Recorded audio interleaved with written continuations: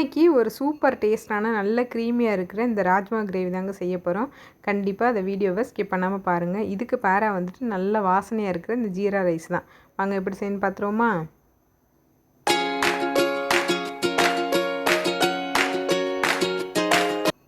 First இந்த rajma beans வந்துட்டு 1 cup எடுத்திருக்கேன் நான் வந்துட்டு. இதை வந்து கண்டிப்பாக வந்துட்டு கம்பல்சரி ஒரு அட்லீஸ்ட் ஒரு 5 மணி நேரம்னாலும் ஊறணும். 5 மணி நேரம் இல்லை 4 மணி நேரம்னாச்சும் ஊறணும். அப்படின்னா தான் வேகிறதுக்கு கொஞ்சம் ஈஸியாக இருக்கும். இப்போ இதில் 2 கப்பு தண்ணி ஊற்றி நல்லா ஊற வச்சுருங்க. பாருங்கள், இப்போ தான் போட்டிருக்கேன். நல்லா ஒரு 4லேருந்து 5 மணி நேரம் நல்லா ஊறிடுச்சு. பாருங்கள், ஊறிச்சுன்னா இந்த அளவுக்கு வரும். தண்ணி வந்து கொஞ்சம் நல்லா எக்ஸ்ட்ரா ஊற வச்சுக்கோங்க. இப்போ அந்த ஊற வச்ச தண்ணியை கீழே ஊற்றிட்டு குக்கரில் மாற்றிட்டு முங்குற அளவுக்கு தண்ணி ஊற்றி கொஞ்சமாக உப்பு சேர்த்து ஹை ஃப்ளேமில் வச்சு 5 விசிலுக்கு எடுத்துக்கோங்க. கரெக்டாக இருக்கும். நல்லா குலைவாக வெந்திருக்கும். பாருங்கள், நல்லா வெந்திருக்கு. முங்குற அளவுக்கு மட்டும் தண்ணி ஊற்றிக்கோங்க.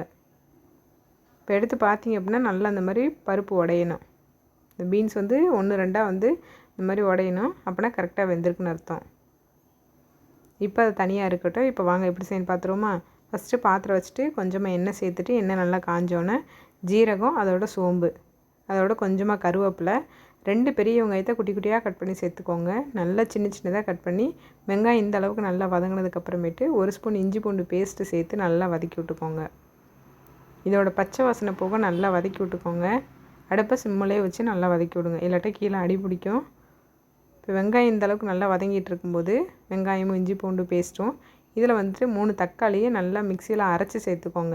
அப்படின்னா தான் நம்மளுக்கு வந்து கிரேவி வந்து நல்லா திக்காக கிடைக்கும். இப்போ தக்காளி சேர்த்துட்டு நல்லா மிக்ஸ் பண்ணி விட்ருங்க.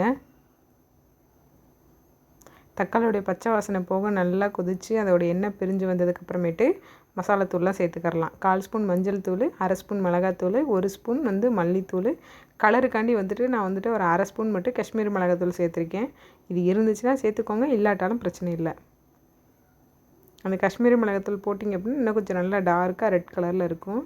இப்போ மசாலாவோட பச்சை வாசனைலாம் போனதுக்கப்புறமேட்டு நம்ம வேக வச்சுருப்போம்ல, அந்த பீன்ஸு வேக வைக்கும்போதே குக்கரில் தண்ணி இருந்துச்சுல, அந்த தண்ணியை சேர்த்துக்கோங்க. தண்ணி சேர்த்து நல்லா கொதித்ததுக்கப்புறமேட்டு அதுக்கப்புறமேட்டு நம்ம பீன்ஸை சேர்த்துக்கலாம், அந்த ராஜ்மா பீன்ஸை. பாருங்கள், இந்த மாதிரி நல்லா சலசலன்னு கொதித்ததுக்கப்புறமேட்டு சேர்த்துக்கோங்க. ரொம்ப குலைவாக வெந்துருச்சுனாலும் ரொம்ப க்ரீமியாக இருக்கும், நம்ம எடுத்து சாப்பிட்ற மாதிரி இருக்காது. அதனால் கரெக்டாக 5 விசிலுக்கு வேக வச்சிங்க அப்படின்னா கரெக்டாக இருக்கும். இப்போ கொஞ்சமாக மட்டும் உப்பு சேர்த்துக்கோங்க. பார்த்துட்டு சேர்த்துக்கோங்க, ஏன்னா வந்துட்டு குக்கரில் வேக வைக்கும் போதும் உப்பு சேர்த்துருக்கோம். இந்த டைமில் பார்த்துட்டு சேர்த்துக்கோங்க. இது சேர்த்துட்டு 1 கப் மட்டும் எக்ஸ்ட்ரா தண்ணி ஊற்றிக்கோங்க. இந்த தண்ணி ஊற்றுறது வந்து வீடியோவில் எடுக்க மறந்துட்டேன். தண்ணி ஊற்றி நல்லா கொதிக்கட்டும். அடுப்பை சிம்மிலே வச்சு கொதிக்க வச்சுக்கோங்க. கொதித்து இந்த மாதிரி நல்லா மேலே வந்து எண்ணெயெல்லாம் பிரிஞ்சு வந்ததுக்கப்புறமேட்டு கொத்தமல்லி தூவிட தான். அவ்வளோதாங்க, டக்குன்னு செஞ்சிடலாம். நம்ம வீட்டில் இருக்கிற மசாலாத்தூளை வச்சு சூப்பராக செஞ்சிடலாங்க. சூப்பர் டேஸ்ட்டாகவும் இருக்கும். கண்டிப்பாக இதே மாதிரி செஞ்சு பாருங்கள், சூப்பராக இருக்கும்.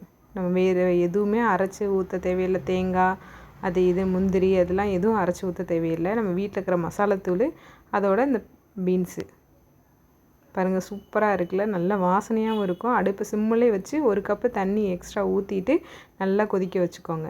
இப்போ ஜீரா ரைஸ் எப்படி செய்யணும்னு பார்த்துருவோமா? ஃபஸ்ட்டு ஒரு பாத்திரம் வச்சு 2 ஸ்பூன் நெய் ஊற்றிட்டு ஜீரகம் சேர்த்துட்டு வடித்து வச்சுருக்கிற சாதம் போட்டுட்டு கை நிறைய கொத்தமல்லி தூவி நல்லா மிக்ஸ் பண்ணி விட்ருங்க. அவ்வளோதாங்க ஜீரா ரைஸு. நல்ல வாசனையாக இருக்கும். அந்த நெய்யோட வாசனையும் இந்த ஜீரகத்தோட வாசனைக்கும் சூப்பராக இருக்கும். இந்த ஜீரா ரைஸ் வச்சு அந்த ராஜ்மா கிரேவி வச்சு சாப்பிட்டிங்கன்னா சூப்பராக இருக்கும்.